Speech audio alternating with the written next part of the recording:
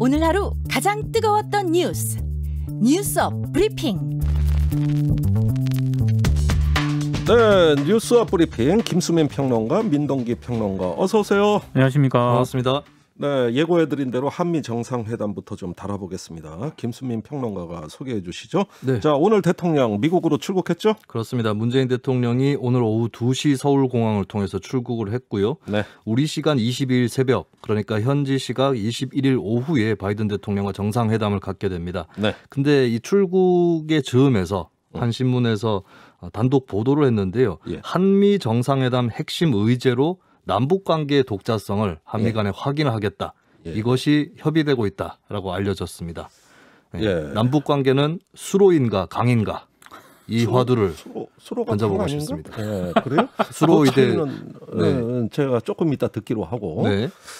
근데 저도 그 기사 읽어봤는데 이게 근거가 뭔지가 좀 굉장히 궁금해요. 네. 복수의 소식통이라고만 돼 있는데 주로 통일부 쪽에서는 이런 얘기를 하고 싶어 할 거란 말이에요. 그렇습니다. 근데 외교부는 좀 다를 수도 있어요. 그리고 독자성이라는 용어가 조금 튄다는 느낌이 듭니다. 뭐 자율성 이 정도로 했으면 네. 좋겠는데 이 독자성을 확인하겠다고 하는 소식 어떤 내용입니까? 이게 한겨레 신문이 보도를 한 것인데 복수의 정부 여권 관계자를 대상으로 취재해서 종합했다라고 하는 것이거든요.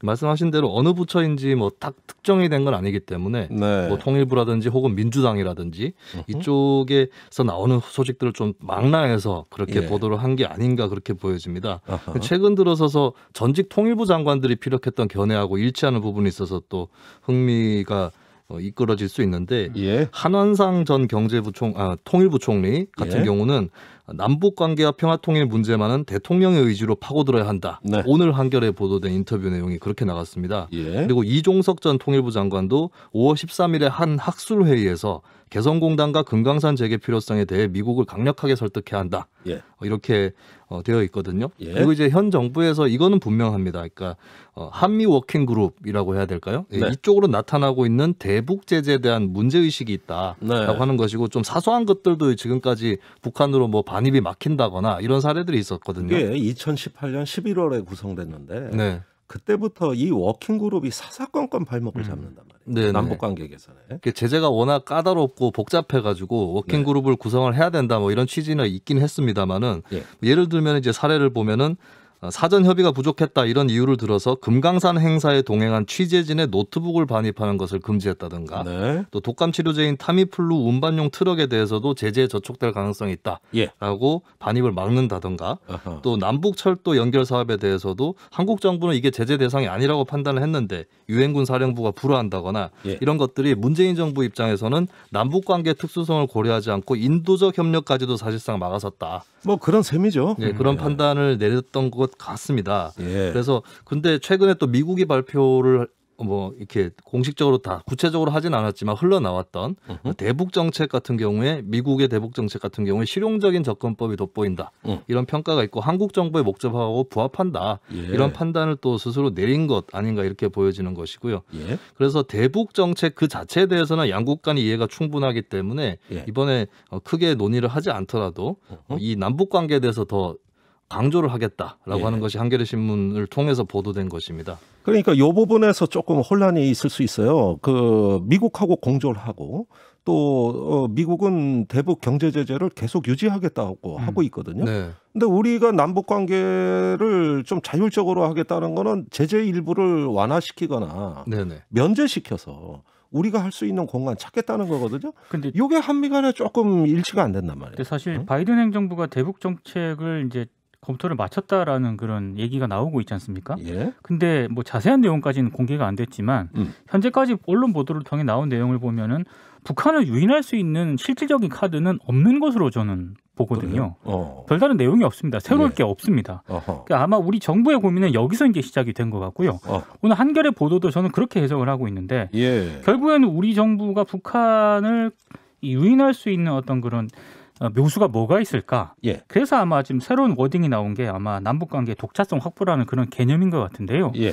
일단 첫 번째는 미국이 바이든 대통령이 여기에 대해서 어떤 입장을 보일 것인가 이게 하나 변수가 될 것 같고 네. 두 번째 변수는 방금 그 진행자께서 말씀하신 것처럼 이게 제한적일 수밖에 없습니다. 왜냐하면 대북 제재라는 큰 틀은 여전히 유지가 되고 있기 때문에 이 대북 제재가 유지되고 있는 상태에서 남북 관계 독자성이라고 하는 게 어느 정도 이 유효성을 가질 것인가, 또 북한이 여기에 응할 것인가, 이런 문제가 여전히 남아있는 것으로 봐야 될 것 같습니다. 네, 독자성이란 말도 전 처음 들어봤어요. 네, 그러면 앞으로 전망 김수민 평론가는 어떻게 보십니까? 일단 미국이 적극적인 반응을 보이고 있지는 않다라고 관측이 되고 있는데요. 네. 좀 눈여겨볼 만한 부분은 미국이 대북 정책을 수립하는 과정에서 남북 관계에 대해서 언급한 것이 원론적인 차원에서도 드러나지 않는다. 네. 이런 지적이 있습니다. 그래서 남북 관계 문제는 미국 입장에서는 후순위로 매우 밀려 있는 것이 아닌가. 이렇게 또 예측을 해볼 수도 있겠고요. 그리고 당장에 코로나19 악재가 있어서 북한의 국경 봉쇄라든지 이런 게 풀리지 않는다면은 실제로 할 수 있는 일이 별로 없을 수 있다. 이건 좀 비관적 예측도 있습니다. 최근에 있습니다. 중국하고 국경은 일부 풀리고 있다는 소식이 들려요. 네, 그렇습니다. 그리고 좀 깊이 그리고 큰 차원에서 따져볼 문제가 두 가지가 있는 것 같은데요. 첫 번째는 대북 제재 틀 속에서라도 한국이 해볼 수 있는 일이 있을 텐데 거기에 대해서 과연 북한이 당장에 원하는가? 이 부분에 대해서 이를테면은 개성공단의 연락사무소 폭파라든지 또 금강산에 대해서는 예전에 심지어 남측 시설을 철거하겠다라는 그런 것을 시사하기도 했었고, 또 인도적 지원에 대해서도 좀 북한이 거부를 하는 그런 쌀 지원도 거부했죠. 그런 것들을 봤을 때 북한의 통미봉남, 그러니까 남측보다는 미국하고 통하겠다, 그쪽하고 얘기를 하는 것이 우선이다. 이 태도가 좀 당장에 큰 걸림돌로 작동을 할 것 같습니다. 그리고 근데 다만 이제 북한이 협상 테이블로 나오게 하는 그런 거리로 쓸 수 있다면 이런 남북 관계에 대한 얘기도 한미 정상회담에서 북한을 끌어내기 위한 카드로 유효할 수도 있다. 뭐 이런 낙관적 전망을 같이 해볼 수 있을 것 같고요. 교류 협력은 북한을 끌어내는 기제라기보다는 보완적인 기제에 불과하고 아마도 정치 군사적인 문제에서 뭔가 좀 보증이 나와야 될 겁니다. 북한은 그걸 자꾸 전제 조건으로 삼는 거거든요. 그 분야에서 나와야 되는데 지금 사회, 문화, 경제 협력 분야로 끌어내겠다는 발상. 이게 과연 통할까 요점이거든요. 그렇습니다. 그리고 따져볼 문제 두 번째가 뭐냐면 독자적인 남북 관계의 어떤 그런 부분들이 대북 제재라는 큰 틀을 움직일 수 있느냐, 이 부분이 될 것 같거든요. 한 가지 사례를 좀 들어보자면 과거에 이제 미국 재무부가 방코 델타 아시아은행 북한 자금을 동결한 사건이 있었습니다. 큰 사건이었어요. 2005년이었는데 그 당시에 정부 일각에서 이런 얘기가 나왔었다고 해요. 처음에는 개성공단에 개설된 한국금융기관으로 북한에 송금을 해보자. 뭐 이런 주장이 나왔었는데 결국 그렇게 하진 않았고, 그러니까 비핵화와 제재 해제 이 두 가지의 큰 틀에서의 원칙을 동시에 추구한 끝에 결국에는 북한이 영변 핵시설 검증에 응하면서 미국이 이제 그것을 푸는 이 과정으로 가지 않았느냐. 그렇다면은 이게 남북 관계에서 할 수 있는 것부터 먼저 하는 것, 이것 이상으로 결국에는 비핵화와 제재 완화라고 하는 이 큰 틀에서의 어떤 추진을 더 강화해야 된다. 이런 의미에서 제가 아까 수로인가 강인가 했을 때 그냥 물이 그냥 지나가는 수로보다는 바다를 통해서 흘러가는 강이 될 수 있을 것이냐. 이런 차원에서 제기를 해본 것이었습니다. 심오한 의미가 있는 줄. 아까는 말은 그냥 대충 한 것 같은데 의미는 뭐 굉장히 뭔가 좀 끝까지 들어봐요. 있네요. 이래서 한국말 끝까지 들어봐야 됩니다. 자, 미국의 관심사는 사실 북한보다는 중국입니다. 그렇죠. 그래서 한국을 대중전선에 참여시키자 이런 어떤 큰 기본 전략이 있어요. 그래서 쿼드 얘기도 나올 법하죠? 그렇습니다. 안 그래도 미국 백악관 국가안보회의에 커트 캠벨 인도태평양 조정관이 쿼드 참여국을 확대할 계획이 있느냐는 언론의 질문에 없다라고 일단 대답을 했습니다. 일단은 뭐 조금 완화됐네요. 그렇습니다. 확대한다면 우리는 이름을 바꿔야 할 것이라고 얘기를 했거든요. 그러면 이제 쿼드는 4개 국가니까 저게 들어오면 더 불려야 되는 것인데 그 정도까지는 아니다라고 하는 거고, 그다음에 영내 협력 확대 방법은 있을 것이다. 한국, 아세안도 협력 포함이 된다. 그러니까 전반적으로 봤을 때는 기본 축은 4개 국가로 삼되 뭐 분야별로 해가지고 더 합류시키는 이런 방안이고, 사실 군사 안보적 성격이라든지 노골적인 대중 압박보다는 국제사회에서의 리더십 발휘라든지 다분야 협력 쪽으로 좀 더 강조하는 듯한 이런 뉘앙스였습니다. 그리고 한편으로 중국은 17일 환구15 영문판에서 이런 전망을 내놨습니다. 미국의 중국 압박 희망 쉽지 않을 거다. 예. 그리고 쿼드가 경제 동맹이 되기도 어려울 것이다. 그러니까 중국이 약간 낙관적인 그런 모습을 보여주고 있는데 어쨌든 현재로서는 한국이 당장에 받는 압박은 좀 헐거워진 느낌이다. 예, 최근에 분명히 그런 경향이 있습니다. 중국에 대해서 막 몰아치던 데서 한풀 꺾인 그렇죠. 네. 예, 그런 상황들이 계속 감지되고 있어요. 조금 다른 흐름입니다. 청취자분들도 아마 잘 눈여겨보셔야 될 것 같아요. 두 번째 뉴스로 넘어가겠습니다. 민동기 평론가, 무슨 뉴스죠? 대전에서 세종까지 이사하는데 171억이 든 이건 또 뭐 황당한 또 기관이 있는데요. 이게. 예, 오늘 이 얘기를 좀 해볼까 합니다. 네. 그 관세평가분류원, 줄여서 관평원에 관한 이야기죠. 네, 이 설명이 좀 필요한 것 같은데요. 간단하게 핵심을 추리면 두 가지 큰 문제가 있습니다. 네. 일단 관평원이 세종시 이전 대상이 아닌데도 세종시 청사 신축을 강행을 했다는 거고요. 그게 황당해요. 굉장히 황당합니다. 네. 현재 유령청사가 됐다는 게 더 문제입니다. 그 건물 지어놓고 안 간다는 거예요. 그렇습니다. 예. 또 다른 문제는 청사 건립이 완료되기 전에 예. 직원 가운데 직원이 82명이거든요. 예. 49명이 세종시 아파트를 분양을 받았습니다. 이 분양은 세종시 공무원 특별공급, 이른바 그 특공이라고 하는 형태로 받았는데요. 예. 일반 분양 같은 경우에는 153대 1 정도 경쟁률이 있거든요. 예. 근데 이 공무원 특별공급 같은 경우에는 경쟁률이 7.5대 1입니다. 예. 여기에 뭐 당첨이 되면은 사실상 로또에 당첨이 된 것이다. 이런 평가까지. 여기는 7대 1이 아니라 거의 절반이 뭐 그렇습니다. 분양받았네요. 예. 문제가 심각하다 보니까 김부겸 총리가 예. 해당 사안을 엄정 조사하라고 지시를 했고요. 예. 특히 관평원 직원들이 아파트 특별 공급을 받지 않았습니까? 이게 취소 가능 여부에 대한 법적 검토까지 하라, 이렇게 지시를 하는 그런 상황입니다. 참 이거 또 국민들 열받을 일이 또 생겼어요. 그렇습니다. LH 사태에 이어가지고 이게 또 굉장히 악성 사건이라고 보여지는데. 그리고 이걸로 모자라서 한 민간 기업도 예. 특별 공급 대상으로 임직원 5명을 포함을 시켰다고 합니다. 그쪽으로 세종시로 이전하겠다라고 밝혀서 예. 근데 사무실에 가보니까 이전 조건이 안 되는 것으로 그렇게 드러나고 있는데 예. 문제는 이제 행복청에서도 이 조건이 무엇인지 예. 이런 것들 좀 함구를 하고 있다라고 하는 거죠. 자, 이거 또 사건 커지게 생겼습니다. 자, 그러면 조금 짚어주세요. 이 관평원의 세종시 이전 계획은 언제 추진되다가 좌초가 돼버린 겁니까, 이게? 이게 박근혜 정부 때인 2015년 10월 김낙회 당시 관세청장 시절에 시작이 됐거든요. 예. 이유는 원래 그 관평원이 대전에 있는데 예. 업무량과 직원 수가 증가를 했다. 예. 그래서 청사가 신축이 필요하다. 예. 이렇게 해서 이제 추진이 된 겁니다. 어허. 아시는 것처럼 171억 정도가 투입이 됐고요. 예. 세종시 반곡동의 지하 1층, 지상 4층이 신청사를 건립을 하게 되는데 예. 이 관련 예산도 2016년 12월에 국회를 통과를 했습니다. 예. 근데 가장 핵심적인 문제가 있는데요.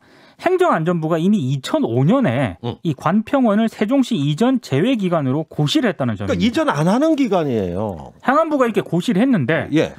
관세청하고 관평원의 입장은 예. 우리 뒤늦게 알았다. 2018년 2월에서야 알았다. 아니 고시는 관보를 통해 하는 거 아닙니까? 관보를 통해 하게 되어 있습니다. 디지털 관보도 있고. 이걸 뒤늦게 알았다는 것도 좀 말이 안 되는 것 같고요. 예. 문제는 이걸 뒤늦게 안 다음에도 계속 추진을 했다라는 겁니다. 예. 왜 추진을 했냐 하면 이른바 그 행복도시법이라고 하는 게 있는데요. 예. 이게 이제 정부 부처가 세종시로 이전하는 그런 근거가 되는 법입니다. 예. 근데 이 행복도시법은 수도권 소재 공공기관만을 대상으로 하고 있기 때문에 예. 관평원이 대전에 있잖아요. 예. 우린 대전에 있으니까 세종시로 이전할 수 있다. 옆동네다. 이렇게 판단을 하고 계속 밀어붙였다는 겁니다. 아니 점점 더 어이가 없어져요. 아니, 대전이 네. 수도권인가요? 아니 이런 거를 감독해야 되는 주무부처가 행정안전부 아닙니까? 그래서 저는 또 이게 또 이해가 안 가는데요. 예. 관평원은 행안부의 고시를 나중에 알았다라고 하지 않았습니까? 예. 근데 행안부는 관평원이 세종청사를 짓고 있다는 사실을 우리도 나중에 알았다. 서로 나중에 알았다라고 지금. 진짜 웃어야 될지 울어야 될지 그러니까 말이 안 나와요. 진행 예. 과정을 보면 총체적 난국인 것 같은데요. 예. 어찌됐든 문제는 관평원은 고시를 알지 못했고 법률 해석에 따라 이전 가능하다면서 청사 신축을 강행을 했다는 점이고요. 예. 결국에는 당시 그 2019년 9월에 그 행안부 장관이 진영 장관이었거든요. 예. 감사원에 공익강사를 청구를 하는데요. 예. 감사원 태도도 조금 이해가 안 갑니다. 예. 행안부의 사무 처리에 관한 사항으로 보기 힘들다면서 공익감사를 종결 처리하고요. 예. 이게 또 이제 법제처로 넘어가거든요. 법제처가 해석을 이렇게 합니다. 관계기관의 정책 협의에 따라 결정할 사항이다. 그러니까 유보적인 판단을 내리게 되는데요. 예. 이러는 사이에 관평원의 청사가 지난해 5월에 완공이 되고요. 이 과정을 거치면서 여러 가지 논란이 제기가 되니까 관평원이 우리 그럼 세종시로 안 갈래 이렇게 결정을 내리게 되는 겁니다. 지금 다 졌는데? 네, 지금 관평원 청사가 공실로 지금 방치가 되고 있습니다. 아이고야. 그리고 어이없는 소식이 하나 더 들어왔는데요. 이 관평원에서 2017년 1월에 신축공사 설계 공모를 하게 되거든요. 근데 이것은 땅을 구하기 전에, 그러니까 땅을 매매한 거는 2월 22일이었습니다. 그러니까 그때 설계 공모부터 진행을 한 것이고, 그리고 이제 매매 계약을 뒤늦게 하고 난 다음에 행복청에서 이거 매매 계약했네라고 하면서 특별 공급 대상 기관으로 선정을 해버렸다는 거죠. 자, 이 정도 하겠습니다. 이거 아무래도 앞으로 계속 다뤄야 될 것 같아요. 일단 정부에서도 조사는 들어간 거죠? 조사는 들어갔기 때문에 조사 결과를 보면 다 알게 될 것 같습니다. 알겠습니다. 조사하면 다 나오게 돼 있습니다. 그런데 조사 결과도 황당할 것 같습니다. 그렇습니다. 자, 세 번째 소식으로 넘어갈게요. 김수민 평론가. 네, 군대 부실급식에 이어서 병사들에게 엄청난 규모의 불량 피복이 지급된 사실이 드러났습니다.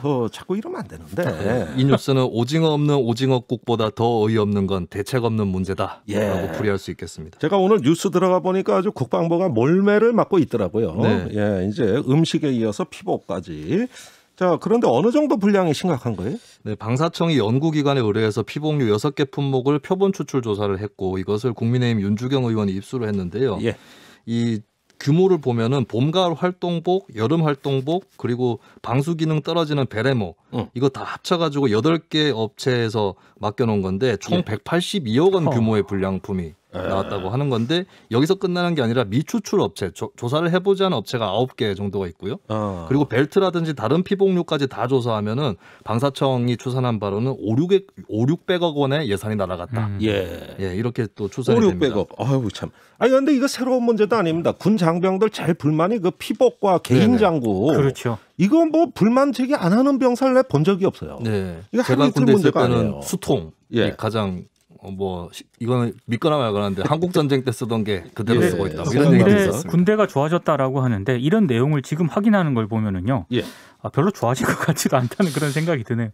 그러면은 원인 진단 또 책임 추궁 뭐 이런 거 있어야 될 거 아닙니까? 방사청은 규정과 절차상의 문제는 없었다라고 하는 건데 이것은 제도 자체가 문제가 있었다라고 하는 거거든요. 그러니까 품질 관리 규정상 단순 품질 보증형으로 분류가 돼 있어서 이것은 사실은 업체 스스로가 그냥 인증을 하면 그만인 그런 제도인데 이것을 바꾸는 데 있어서 인력들이 더 필요하고 해서 특별한 대안이 없다라고 하는 암울한 진단도 나오고 있습니다. 그리고 더 당장의 암울한 것은 병사들이 그러면 제대로 된 피복을 지급받을 수 있을까? 이것도 불투명하다라고 하는 것입니다. 방사청이 5개 업체의 여름 활동복 공급 중단을 요청을 했는데 국방부는 난색을 표했다. 이게 뭐 기관 간에도 이견이 있네요? 네, 그렇습니다. 당장의 어떤 물품을 구하지 못하는 그런 상황이 또 펼쳐진 거죠.